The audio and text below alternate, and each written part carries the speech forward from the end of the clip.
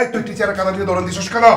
এই বাবা গো এই বাবা এই তোর এত বড় সাহস, তুই বাবা টিচারের কাদা দিয়ে বাবা দৌড়ান ভুল দিছিস? করছে বাবা আর মেরো না প্লিজ বাবা আর মেরো না মা নিয়ে যাও না টিচারের সঙ্গে বেয়াদবি কথা লেখাপড়া হয়? বলো বেয়াদবি বাবা লেখাপড়া। একটু ঠান্ডা হও আর মেরো না বাবা তোমার সাহস, হ্যাঁ? তোমার সাহস। লাগছে উফ চল চল চল চল চল যাতে ঠিক লাগছে ঠিক আছে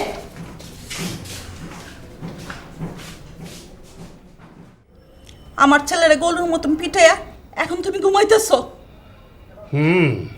তোমার ছেলে তো একেবারে ফেরেস্তা।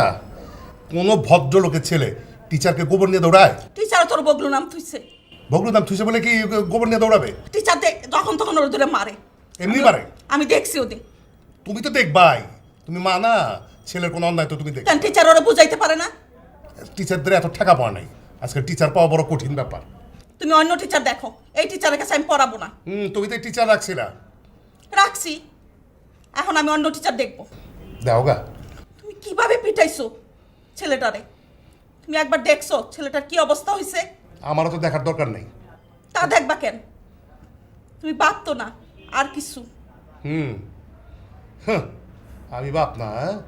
কষ্ট করে কামাই করে ছেলেটা যদি আবার পালায়া যায় তখন তুমি কি করবা? আরে পেটে ক্ষুধা থাকলে পালায় যাবে কোথায়? আবার কোথায় ফিরে আসবে। খুঁজে পা? এবার আনি নাই, একবার খুঁজে আনি নাই। আনছো তো খুঁজে। কোথাও যাবে না, কোথাও যাবে না। পেটে ক্ষুধা থাকলে কেউ কোথাও যায় না। তাই বলে তুমি এইভাবে মারবা নাকি? কালকে দেখবা মায়ের ছোট ভালো হয়ে গেছে, ঠিক মতো পড়াশোনা। কেন একটু বুঝাইতে পারো না তুমি? শোনো, লাঠি ছাড়া কোনো পোলাপান মানুষ হয় না।